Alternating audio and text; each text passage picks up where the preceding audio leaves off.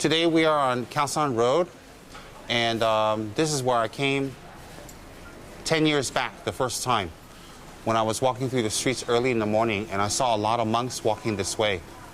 And I stood by around this area, just around this corner, to see what was going on. And I noticed that the local people came and bought ready-made food to offer to the monks. And I watched and watched and watched, and I saw a lot of people just park their cars, stop, buy the food, offer up to the monks, make a prayer. Some of the monks will say a benediction, some of the monks will fold their hands, and then they'll have their little assistants. And I noticed that some monks have 2 or 3 bags of food, because a lot of people want to come to make offerings since there's not enough monks in this area. This happens every day in Thailand, where you get up early in the morning, and the monks will go on their rounds for food. This is their tradition. And I just asked one of the sellers, if it rains, will the monks come out? And the seller told Juan just now that if it rains, they definitely will come out, because if they don't come out, there's no food. Nothing in the monastery. It's different than a Tibetan monastery, all right? So I brought you all out here today to experience traditional dana making for the monks. I know all of us had about 2-3 hours of sleep, and we rushed out here to do this, but I thought it's important that we learn something. We can always sleep later when we go back. Now, this tradition came how? I'm going to give a little explanation now, because the monks have not come out now. How did this tradition arise? Buddha was the first monk. And when Buddha traveled on his horse, and he crossed the river, and he cut his hair and exchanged his royal clothes with that of his chariot driver. And the chariot driver's clothes he put on. Then that was the first step of him taking ordination. That was him taking ordination. So what happens is he pulled up his royal long hair and he cut it off. Then he took off his, and it said that when he threw his hair, the gods of the highest realms came to receive his hair because it's a relic. And then he took off his clothes and gave it to his chariot driver, Chandra. And that chariot driver is said to be Trijanamchi, one of his first incarnations. And then he took his chariot driver's clothes and put it on. And he became a mendicant. And he went out to the forest with no more jewelry, no more hair.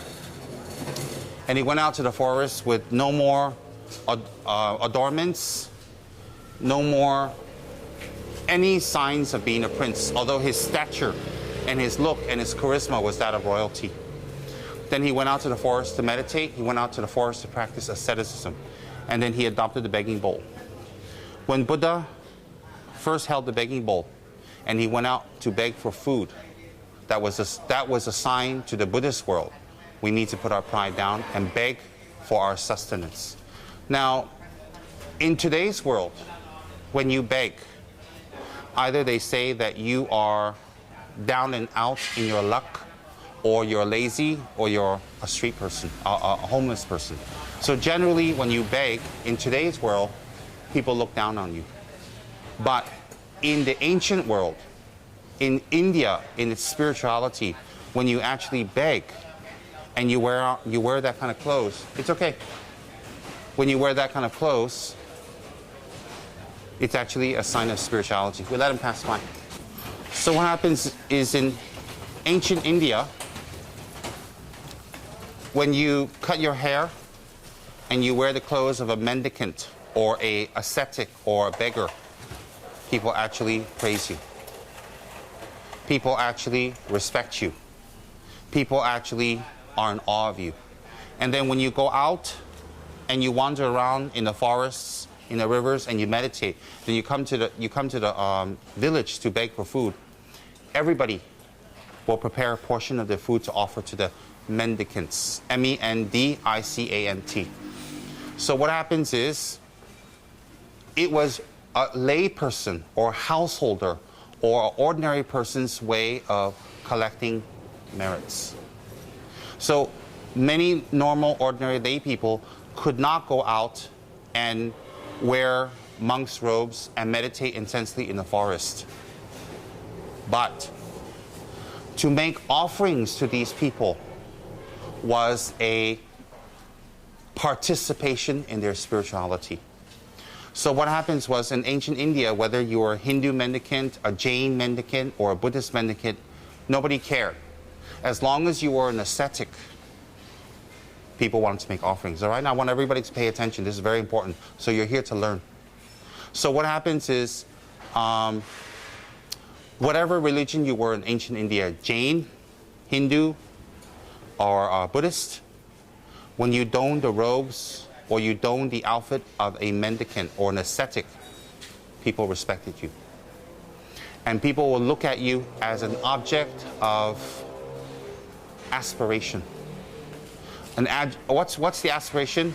To let go of worldly attachments. To let go of our attachments to family and to pleasures and to fun and to making money and to appearance and to pride, parties, the ego. It's basically letting go of one's ego. So what happens is,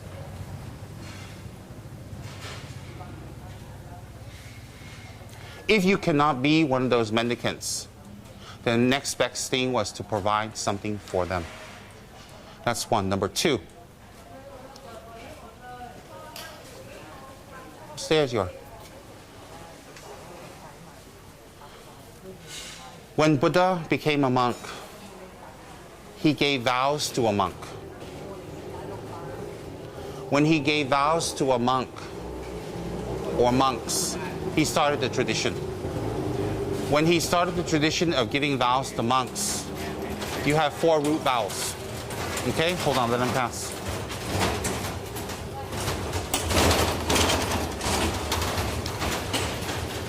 You have 4 root vows.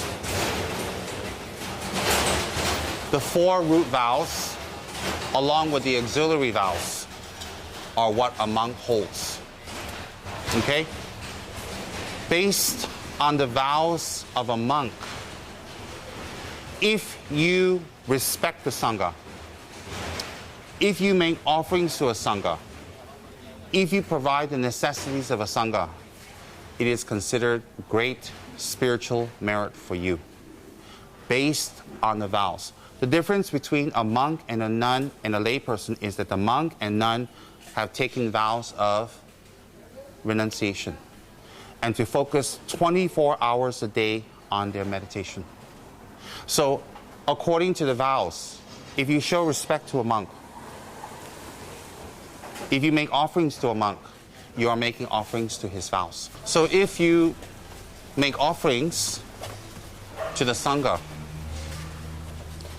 you are collecting the merits of being involved with their spirituality. In countries who do not know about Sangha, the Sanghas are mistreated. The Sanghas are not respected. The Sanghas are gossiped about. The Sangha is talked about. The Sangha is put down. The Sangha is not shown the proper respect. What's the effect? There may be cases that some Sangha act in a way that is questionable. But you cannot take one Sangha's behavior and generalize it for all Sangha. So what happens in countries that they do not know the value of Sangha, the Dharma cannot grow. Because the Buddha says wherever there is 4 Sangha members or more, the Dharma in that place will grow. So therefore, we are as ordinary people or seekers of spirituality supposed to make offerings. If you want to know the truth, supposed to make offerings to the Sangha, not take. In Tibetan tradition, in Thai tradition, in ancient Buddhist tradition, or any Buddhist tradition, you're not allowed to take anything from the Sangha. Nothing. The worst is to have your mind focused on taking from the Sangha. Whether it's food, whether it's money, whether it's getting something from the Sangha, wishing to acquire something from the Sangha, is a very negative type of karma. Why? It will increase your grasping.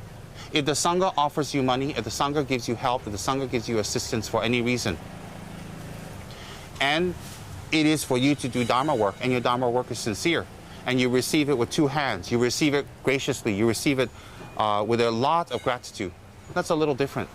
It's still not correct, but it's a little different. But if you actually wish to take from the Sangha, wish to get from the Sangha, wish to even cheat the Sangha, you actually throw your spirituality out the window. Why? If the whole country of Thailand or Buddhist countries follow the system of Lord Buddha to make offerings to the Sangha. And that collects merit. Then if you take from the Sangha, it's a demerit.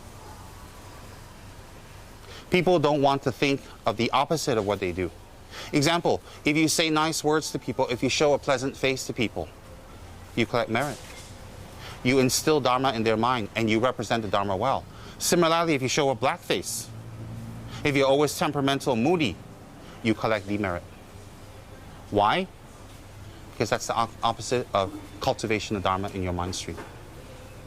And if you're working for the Sangha, if you're having anything to do with the Sangha, if you're involved with the Sangha, if you show disrespect, if you show a black face, if you disturb the Sangha's mind, it's considered very detrimental to your spiritual practice. Why?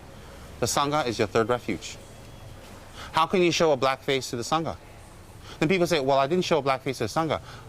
If you show a black face to the entourage of the Sangha, same thing. Same thing. What's the difference? If you show a black face to the Sangha student, if you show a black face to the Sangha's disciples, you also create unhappiness. So any negative actions you show to the Sangha is contrary to your three jewels refuge. So therefore, if you think about it, the Sangha takes on the vow to not make money, to not engage in pleasures, to not chase worldly pursuits. And they wear the robes and they wear the clothes of a person who has 100% adopted the practice of renunciation and to cultivate spiritual qualities. And if they cultivate these spiritual qualities, who benefits? You benefit. Why? Because when they cultivate the spiritual benefits that Buddha has taught, they are a living repository of the Buddha's teachings. When they're a living repository of the Buddha's teachings, you want them to focus their time 100% on giving Dharma or sharing Dharma with others. If that person who has become ordained can focus on the Dharma 24 hours, 7 days a week, and their whole lives, then you will get a pure member of the Sangha who can teach by words, by example, and by the way they live. So one Sangha member can inspire many, many, many beings to have renunciation and to achieve spiritual qualities. Because this Sangha member has dedicated their lives to the pursuit of spiritual practice, if you support them, you are contributing to their spiritual growth. If you give one meal, that day that their mind is full, that day when their stomach is full, and they can meditate and they can practice, is one step closer to their spirituality. Then their enlightenment, their ultimate goal, was achieved due to your contribution. Does everybody understand? They achieved what they achieved due to your contribution. So therefore, according to the Buddha's tradition, this is not made up by monks, this is made up by Buddha. According to the Buddha's tradition, we are to provide Sangha with a resting place, a teaching place, robes, food, basic requirements. And people who are spiritual fight, not literally fight, aspire and generate the wish to make offering to the Sangha. Why? Knowing the benefits. So therefore, when we can offer a meal to the Sangha, if we can offer respect to the Sangha, if we can offer clothes to the Sangha, if we can offer robes, if we can offer bowls, shoes, if we can offer housing, places to preach the Dharma, it's very powerful. Temples arose from the need that Sangha need a place to convene, to chant together, to do their vows together, Sopjong, which is a confession of vows every month, and they convene for a place to give Dharma talk. In the past, during Buddha's time, and after the Buddha, they taught in the forest, they taught in the jungles, they taught in the villages, they just taught. But the need for a temple arose because of the monsoon season. During the monsoon season, when it rains 3-4 months non-stop, they created shelters for monks to teach. From that tradition, temples arose. And from that tradition of having temples, all the countries all around developed their special, unique way of building temples. So therefore, why do we take care of the Sangha? Why do we show respect to the Sangha? Why do we control ourselves in front of the Sangha? Why?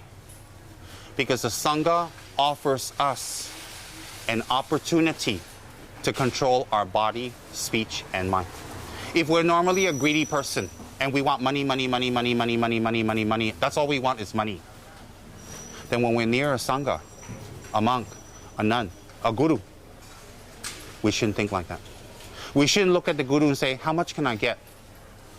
How much can I get from this person? How much can I take from this person? How much can I make from this person? You destroy your spirituality. How can you respect and take refuge and prostrate to something and then turn around and say, give me money, give me gifts, give me this, give me this, give me this, give me this. One of the most detrimental acts for a layperson is to take from the Sangha. And that creates what? Poverty. You'll always have difficulty making money in the future. You'll always have difficulty acquiring money and livelihood. Every time you make money, it'll be gone. Every time you try to get something, it'll be gone. It's taking from the Sangha is equivalent to stealing from the altar. If you go to a temple and steal the money from the altar, steal the incense, steal the bowls, same thing. What's the difference? Buddha, Dharma, and Sangha. What's the difference? So if taking from the Sangha is equivalent from stealing from the Gompa, then stealing and taking would help you to become impoverished, will help you to not achieve your goals.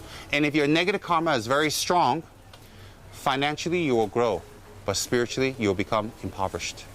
When people talk about spirituality, you turn your head.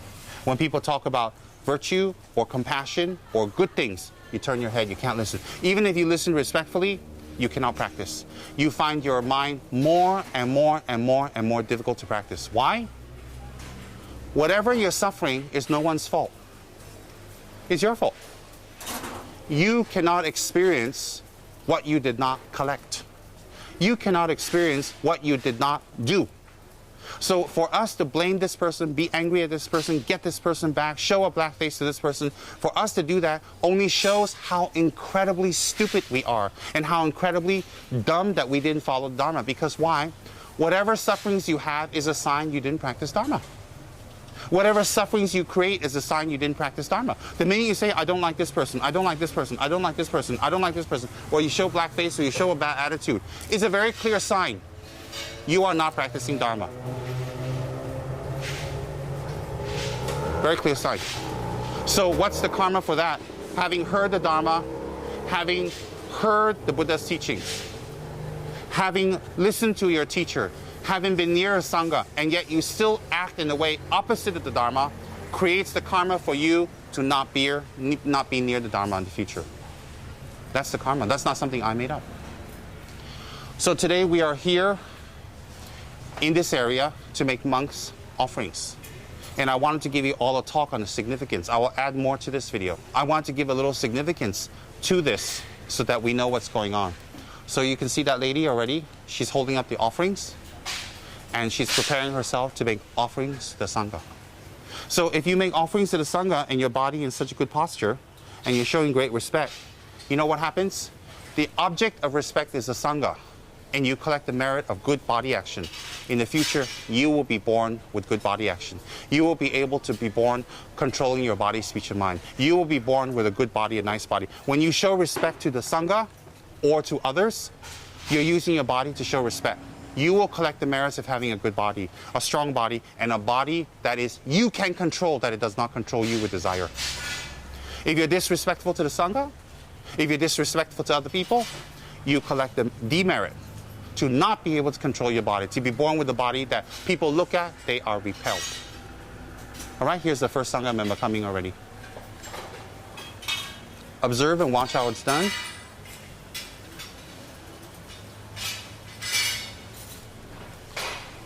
The lady has removed her shoes. She never touches the monk. And she carefully, with great respect, makes offering to the monk. Now she wishes for the monk to bless her and ask her for benediction. In countries that Buddhism is strong, that's how people treat the Sangha. They don't take from the Sangha, they don't want from the Sangha, they don't try to get from the Sangha, they show great respect for the Sangha. Wherever respect is shown to the Sangha, the Dharma will grow.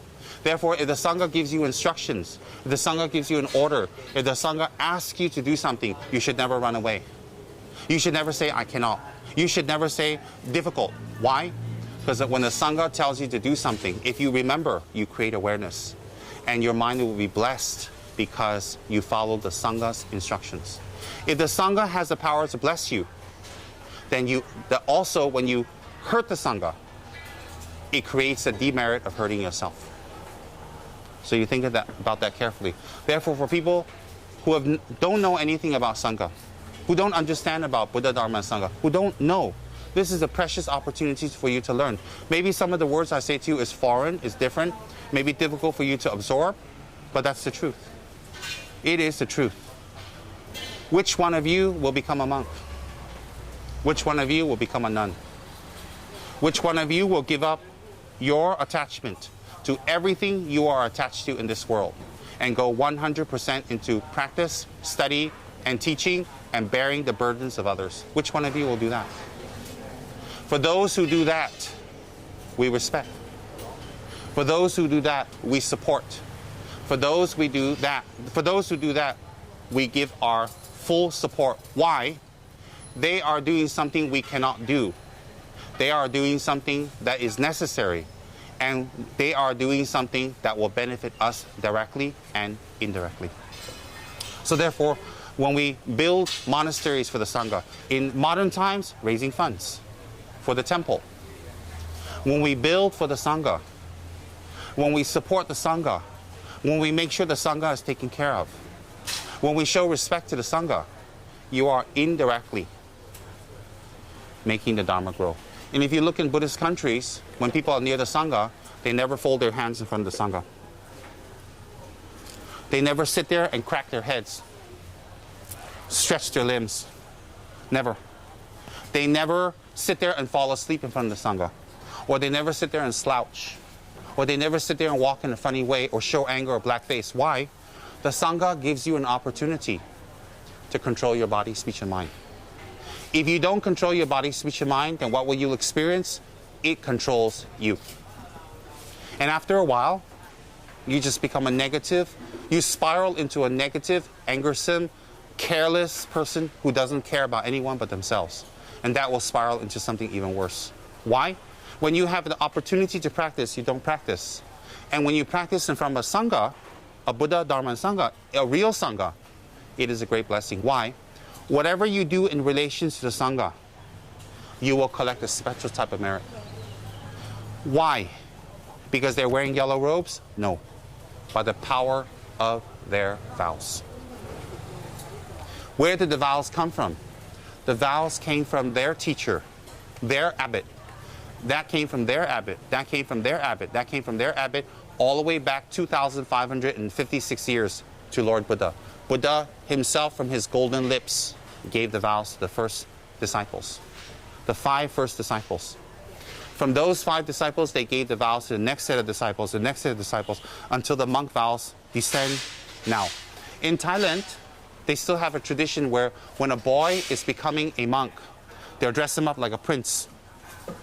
They'll put on makeup, they'll put on jewelry, they'll put on royal clothes, and they have flowers, and they take him to the temple like a royal prince.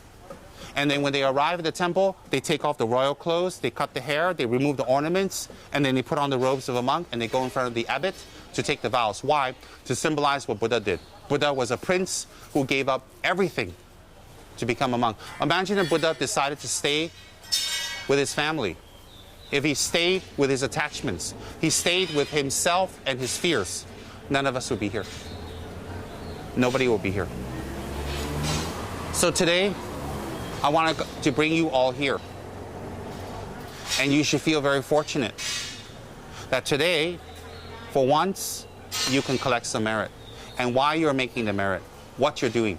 And when you make the offerings to the monks, you don't stand there and block the monk forever. While you're holding offering, you make a motivation. In this life and all lives, may I be able to support the Holy Sangha. May I be able to build temples. May I be able to build resting places. May I be able to offer robes. May I be able to listen to the Dharma. May I be able to learn the Dharma. May I be able to practice the Dharma. May I be able to help disseminate the Dharma. And in this life and future lives, may I never be separated from the Sangha, ever. May I always be near the Sangha and please the Sangha, and please especially the elder Sangha members. And by me doing this, may the Holy Sangha in this world never diminish. Because the Holy Sangha not diminishing is a symbol of Buddhism or Dharma not diminishing. You should make that vow. And at the same time, you should think, whatever negative karma I've collected since now, which is always, I collect negative karma every single day because of my greed, because of my grabbiness, because of my laziness, because of my selfishness. Every day I collect negative karma, and I make it difficult for others. By making this offering, may I purify my negative karma. And if we have done any business in the past, by wrong livelihood, by making offerings to the Sangha, may I purify my negative karma of wrong livelihood. You make an offering. Then you should also make an offering of food that is, may I gain bodhicitta. May I gain the realization of bodhicitta. May I gain shunyata. May I gain renunciation. Make the offerings. You can make any wish you want, because why? Making an offering to a real Sangha is making offerings to the Buddha, Dharma, and Sangha. Any of the three jewels. So whatever offerings you make to the Sangha, the merit you collect, you may dedicate back to whatever aspirations you have. You could have been dedicated to somebody who has died.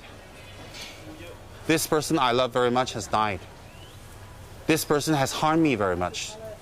I make offerings to the Sangha for them.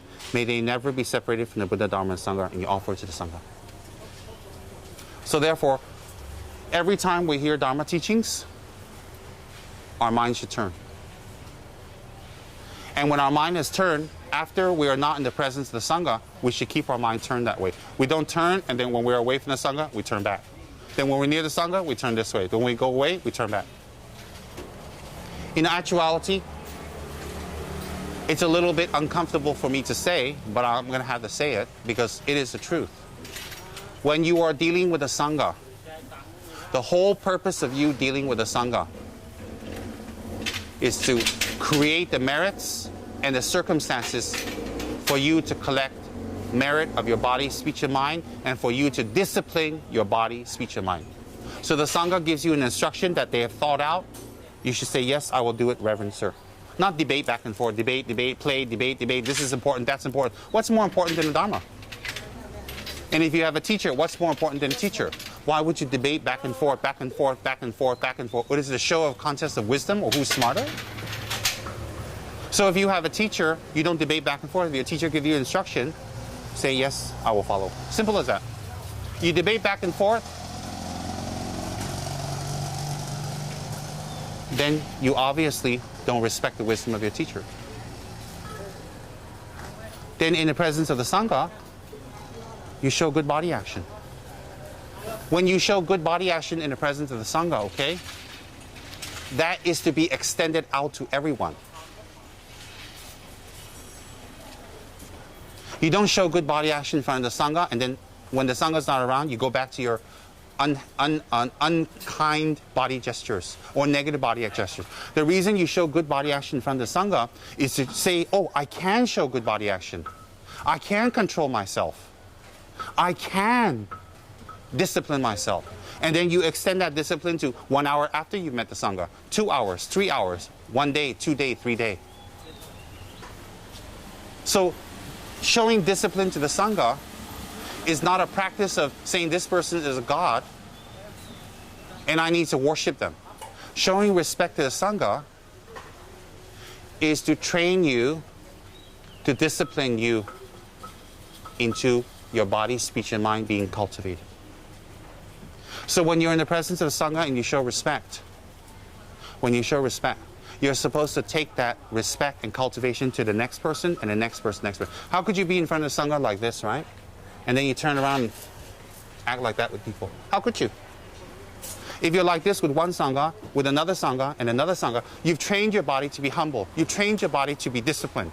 Then when you're not in the present Sangha, you say, oh, I remember I can do that in front of the Sangha, so I act this way and I act this way. You don't be nice in front of the Sangha, make offerings, and turn around and be greedy and grabby around other people. The whole reason you act in such a good way in front of the Sangha is to cultivate body, speech, and mind discipline. All right, let's go make offerings.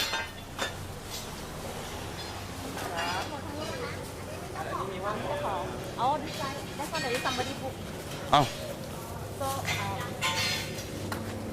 So, Okay, whatever you guys wish to buy, keep track, you pay for it. All right, you find out how much, and you make a good offering. and he said it's 30 baht. So, at the place to just name. Everyone has a place to see how many.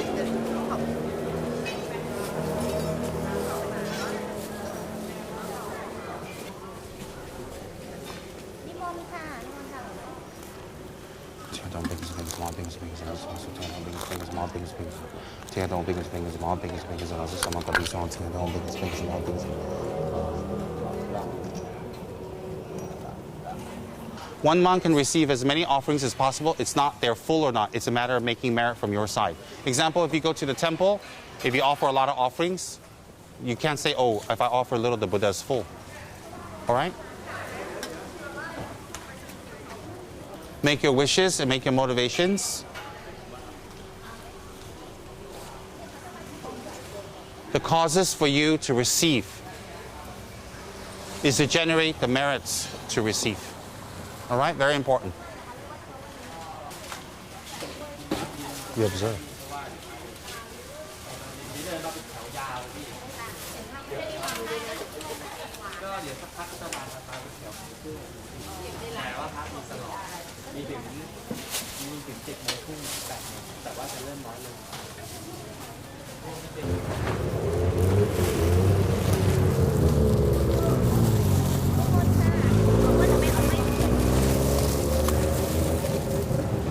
Make offering. You're allowed to move their items. Be careful.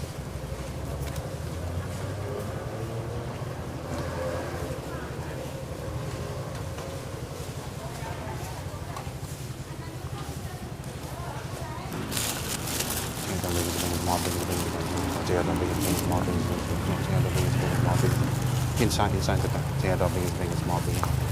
Tear down big as big as small big. Tear down big as big as small big. I'll just someone go do something. Tear down big as big as small big. Tear down big as big as small big as big as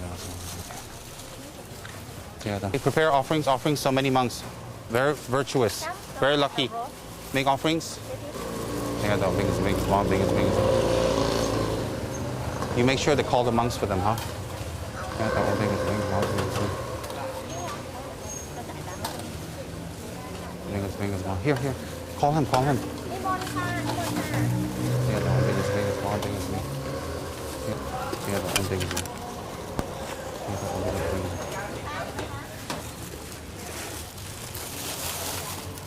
Yeah, the one big as big as.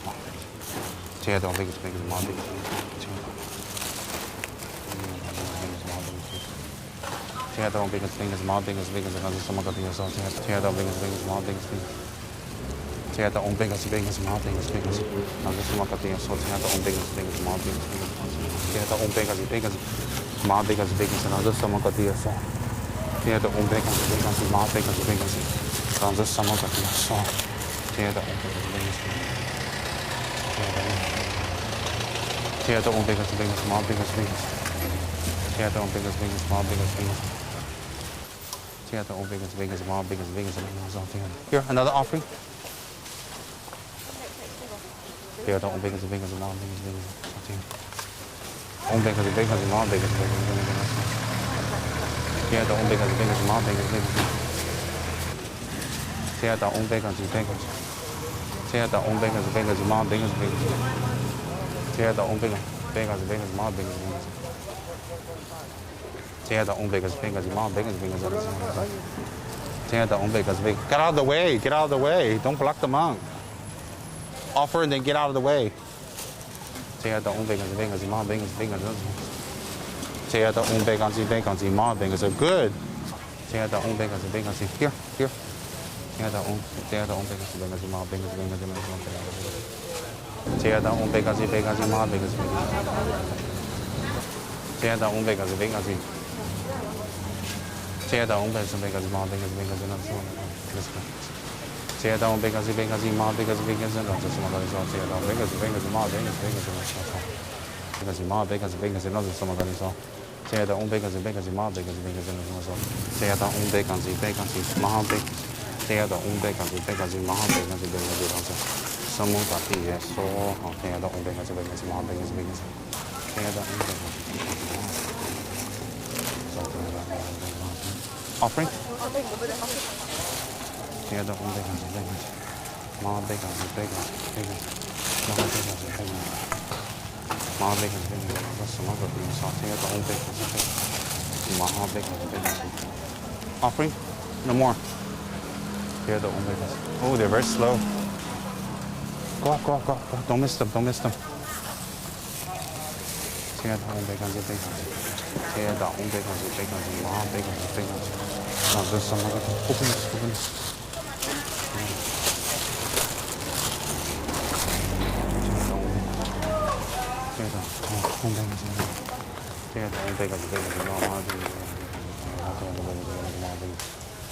Theater, old man offering. Theater, old thing as a thing. Theater, old thing as a thing. So theater, things, more big as big as the last one. Theater, theater, big as big as more big as big as the last one. Tear the own vacancy, vacancy, more vacancy, vacancy, another some other. Tear the own vacancy, vacancy, more vacancy, vacancy, own vacancy, vacancy, more vacancy, vacancy, tear the own vacancy, vacancy, more vacancy, vacancy, another some other. The more vacancy, vacancy, another some other. Tear the own vacancy, vacancy, more vacancy, vacancy, another some other. More vacancy, vacancy, another some other. Tear the own vacancy, vacancy, more vacancy, vacancy, another some other. Tear the own vacancy, vacancy, more vacancy, vacancy. Tear the own vacancy, vacancy, more vacancy, vacancy, another some other. Tear the own vacancy, vacancy, more vacancy, vacancy, some of the own vacancy, vacancy, more vacancy, vacancy, another some other. Tear the own vacancy, vacancy, more vacancy, vacancy, another some other. Tear the own vacancy, more offering. Tear the own vacancy, tear the own vacancy, vacancy, more vacancy. Another some of the so hard. Tear the own vacancy, tear the own vacancy.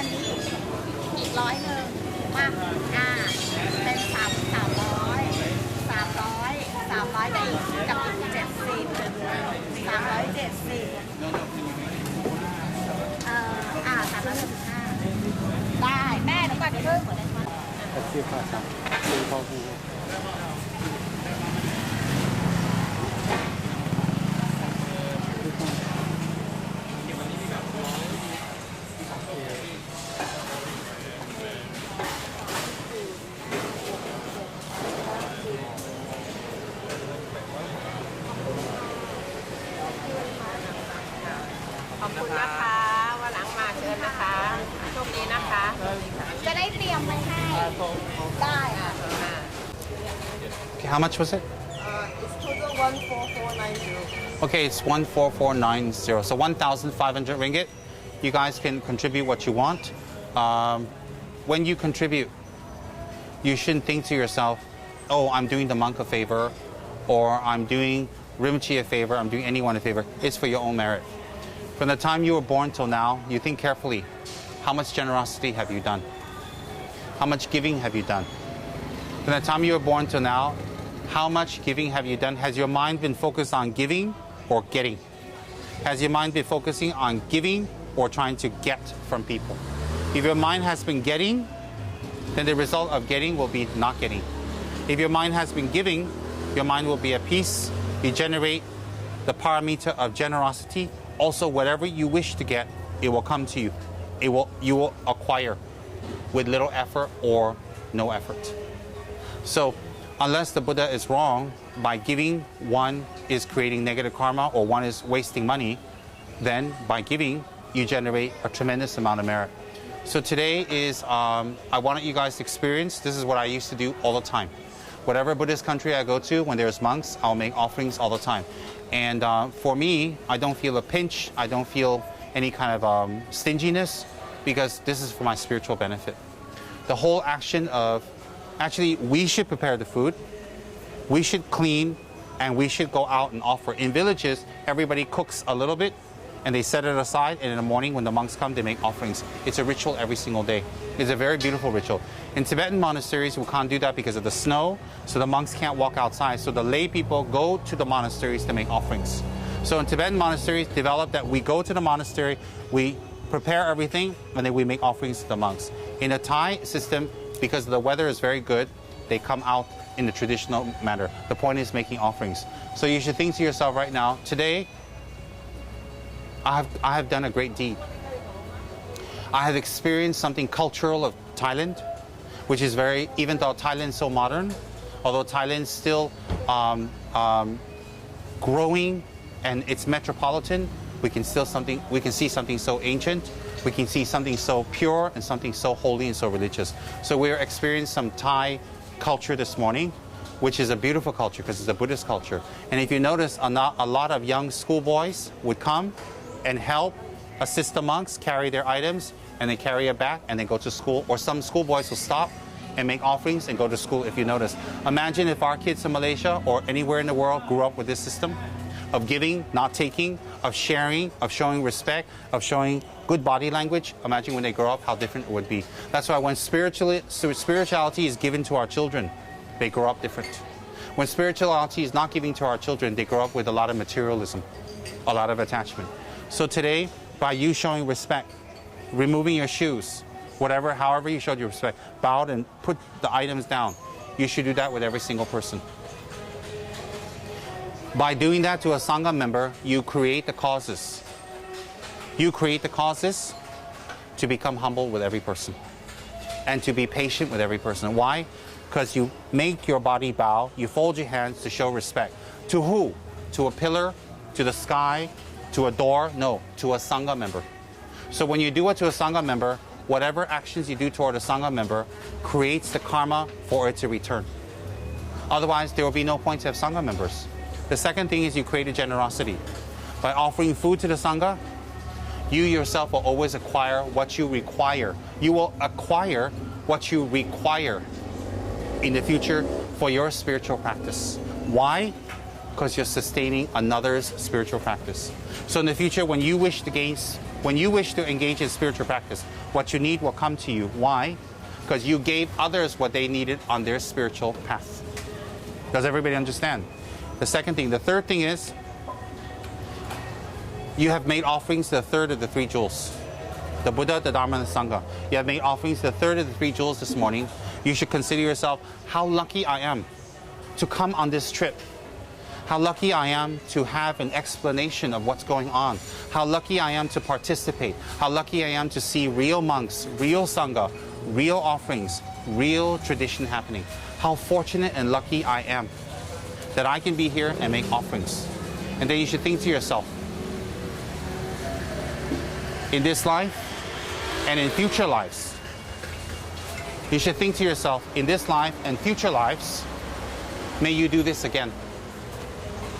Again and again and again and again. You should think to yourself, in this life and future lives, may you be able to serve the Sangha again. May you be able to help the Sangha again. May you never be separated from the Sangha again. You should think like that very strongly. Then right now, by making offerings, showing respect, by controlling our body, speech, and mind, and what you should do now finally is to rejoice. Whatever I have done this morning is really Dharma. Whatever I have done this morning is different than all the other mornings. Think of every single morning you woke up, what did you do? Every single morning you woke up, what have you done? The minute you wake up, was it virtue? Did you think about money? Did you think about food? Did you think about going someplace, plans, some fun? What did you do every single morning of your life? Every single morning. You were unhappy with someone, you generated some anger somewhere, lazy. What did you do every single morning of your life until now? Was it virtue or was it non-virtue? I'm not saying this. Everything I've spoken about since this morning till now is not to criticize you, it's to make you think. Since you woke up every single morning of your life, what have you been thinking of? And today has been different. Today, you were able to wake up and think, I will make offerings. Today, you were able to wake up and think, I will make merit. Today, you were able to wake up and say, I will make offerings to 3 jewels. Today is very different than other days. So think, I have done something very good today. And from your heart, rejoice and feel happy. Why? When you rejoice in your deed, the deed is sealed. All right? Think like that very, very strongly. Today you have done Dharma work. And in the future, may you be able to support the Sangha. May you be able to help the Sangha. May you, by supporting and helping the Sangha, may you yourself one day aspire to become the Sangha. May you yourself one day become a fully enlightened being. Think like that very strongly and do a dedication. May one day I may become a fully enlightened being. Think like that very strongly.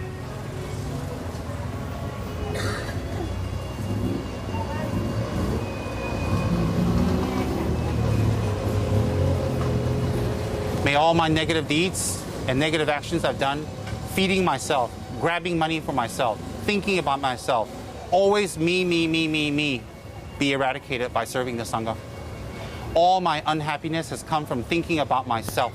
Any disharmony has come about because of thinking about myself. Any unhappiness I have is because of thinking about myself. And still I think about myself. Still I treasure myself. Still I put myself above others. And I still make more negative karma because I always think about myself the wrong way. Until now, me focused on myself, thinking about myself, has made all the problems for myself. Disease, unhappiness, disharmony, disrespect, anger, and laziness, self-indulgence, anything that creates unhappiness for myself and others. I did it because I didn't practice the Dharma, because I didn't put the Dharma in my mind. So I regret deeply from my mind, and I dedicate that I will hold my body, speech, and mind. I will hold morality and ethics. I will transform my laziness that has gotten me nowhere but shame. I will transform my anger that has gotten me nowhere but disrespect from other people towards me. I will get rid of my greediness and selfishness, which has made people look down upon me and know that I'm just after money. I will transform my total laziness. Why? Because laziness doesn't help me or serve me or anyone else. May I become a fully enlightened being. 当数今年稍微给往的长单周啊，空浪港邦当结巴结算路上找吧。但比幸福领导上些说将就成就人不接忙接帮的几个，前帮年帮年帮阳光年公牛陪我说，动力通往人不接忙接帮的几个，前帮年帮年帮阳光年公牛陪我说，给往的牛对到老马上街主个呢，周啊几个马路把的沙拉过把。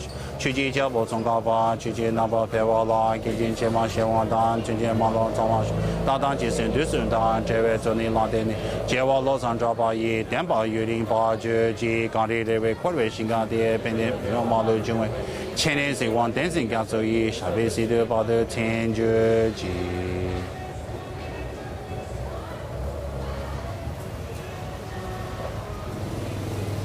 So think to yourself, Now that you've sealed your merit, today was a morning of virtue. Today was a morning of good luck. Today was a morning of thinking of others. Today was a morning of benefiting my own spiritual practice in the highest way. How lucky I am. Think that like that very, very strongly now. May I continue this type of mind. May I continue this type of generation. May I continue this type of practice. May I continue this type of generosity. So, if making offerings to one monk collects so much virtue, imagine making offerings to many monks. And making offerings to monk isn't just money or food. It can be service. Imagine if you make monks offerings to monks, it's of this benefit. Imagine if you help a center, or if you work for a Dharma center, or you work for a temple. Imagine if you have the fortune to work for your teacher, work for the greater benefit of the Sangha. Imagine you're able to build a gompa, or build a Dharma place where people can learn and practice. So if benefiting one monk, if serving one monk and generating merit from one monk you can do that. Imagine if you do this for a whole center. So you think how lucky you are to work for a center. How lucky you are that you're supported by the Dharma. Today, although you don't have the vows, your sustenance, your stipend, your food comes from the Dharma.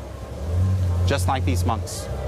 But these monks abstain, celibacy, lying, stealing, killing, and all your attachments, they abstain. And they get stipend from the Dharma. Today's a stipend for them to eat.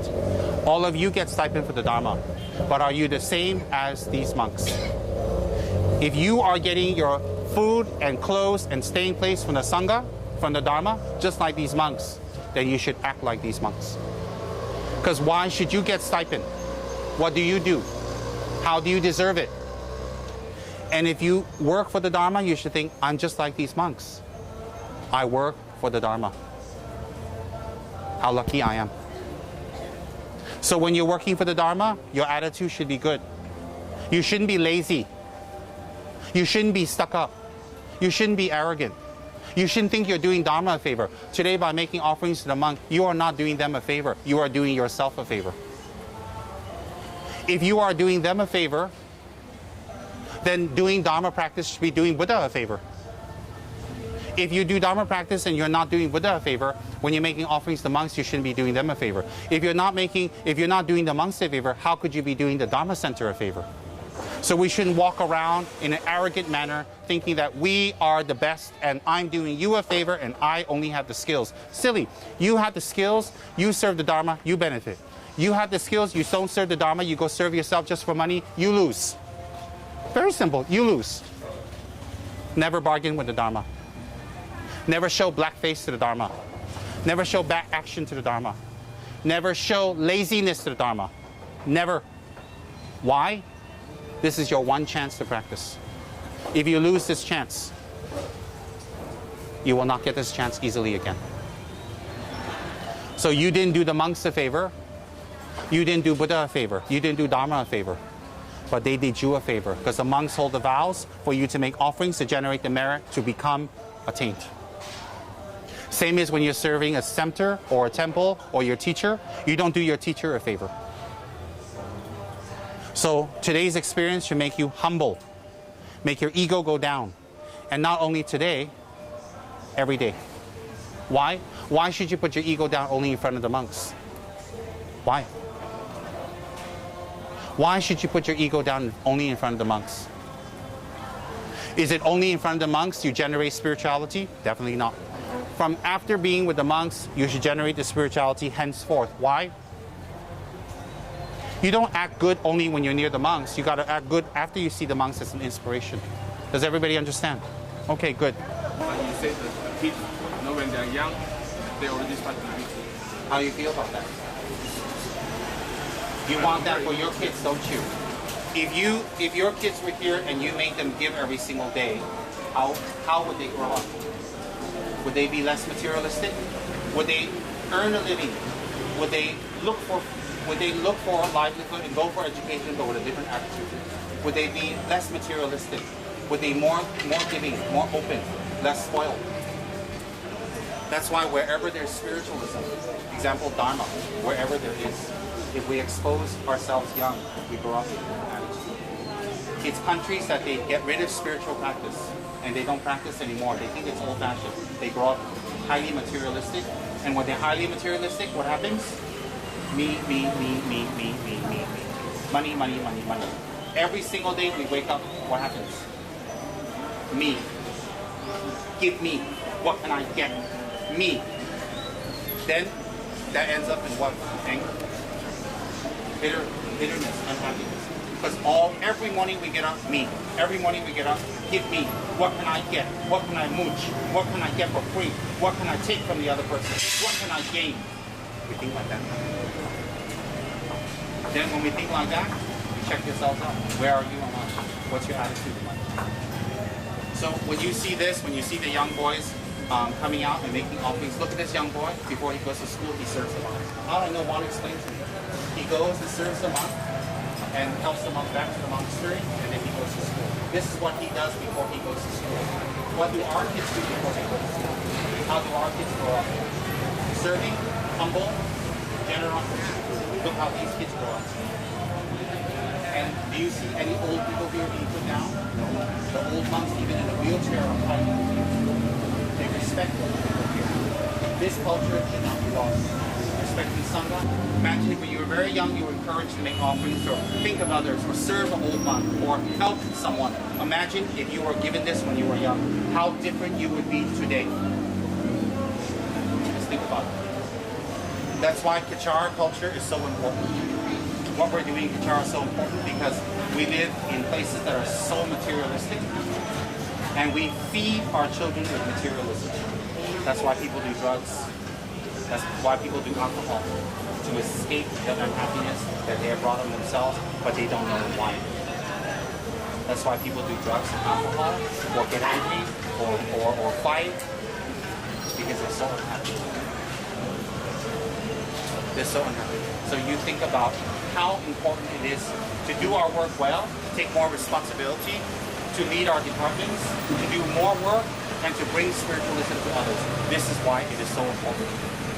How do you teach this in a classroom? How do you teach this on the throne? How do you teach this in Gomba?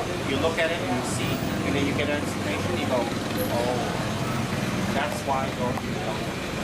And if you give up the Dharma or Dharma work or anything else, I'm so sorry to say, you don't have the merits. You don't have the fortune. If you don't do Dharma work and you have the opportunity to do it so well, or while you're doing Dharma work you're abusive or don't do it well or dishonest, you don't have the merits. Think about it. Remember I said, if you make offerings to the Buddha, you collect merit. If you smash up something against the Buddha, you collect merit. The Buddha is neutral. It's from your side. The Dharma Center in Kachara is neutral. It's from your side. Your Guru is neutral. The Sangha is neutral. It's from your side. How you treat it now. So you think about all that. It's amazing how you respect Sangha so much. Not where we come from.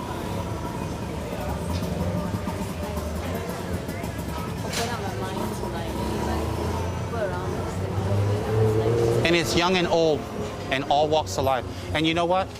This is not here. It's all over Thailand, Cambodia, Burma, everywhere, the Buddhist countries, where all these stalls are ready in modern times for people to just come and make offerings because they don't have time to make the food themselves at home. Some more now, people are not living in villages, they're living in apartments. It's impossible for the monks to go through each apartment. So they prepare these places where people make the food and people can just stop by on the way to work, make an offering, jump in their car and go. You saw. It's beautiful. So it's like modern, yet it's spiritual. It's amazing. And what else did you feel from it? Do you understand the benefits of serving the Dharma? Of serving the Sangha? And I'm talking in a general way, all over. Any service to the Dharma. When you're doing this, do you not feel a sense of happiness and peace? Yeah, just for that 1 hour, you feel a good focus, a spirituality, a kind of calmness. I did. Although we're rushing back and forth to get more food because we're running out, I felt a great amount of calmness. How did you feel from this experience? Asia, usually when I see people give to the Sangha or anything, the motivation behind that is to get something back for themselves. Always to get something back, always. And here it's And if they don't, they go away. Even after 5-10 years, they will go away if they didn't get what they want. And you're like, but why did you? You're supposed to practice the Dharma and transform. You're supposed to live the Dharma, not try to get something, and then when you don't get it, you go away. That shocks me. It shocks me. So it's very nice to see like how humble people are. Even the monks when you receive your very. How beautiful it is when a monk is doing benediction for you. Right? How'd you feel, Wai Ming?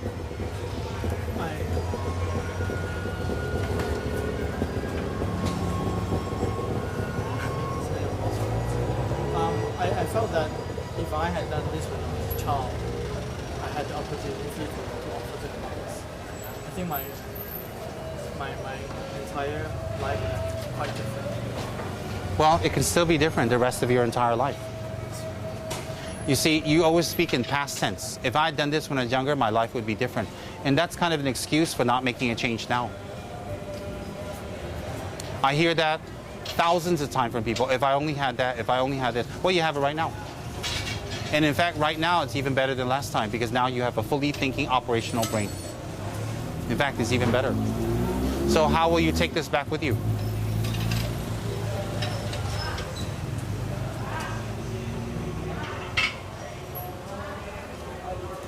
I think I would like to share the experience I had here, maybe with my colleagues and people back home, that it's different in countries where Buddhism is more pervasive. Whole feeling is different, isn't it? Look at the morning here. They're chanting. You hear chanting. You see monks. You see young people servicing the monks. See? Look at the young boys before they go to school. They carry everything for the monks and they escort the monks back. Look at this. Imagine if our kids can do this. Imagine if our kids grew up doing this. Look at the kid with a handphone and carrying the monks. Fine. Technology and spirituality. Look. If our kids can do this. All of you who have kids, when you go on vacation, don't go to tourist places and just lay out on the beach and waste your time. When you have kids, if you have kids, you should bring them to these type of places. Yeah, if you have kids, you should bring your kids here on vacation and have them experience this. Wake up and do it.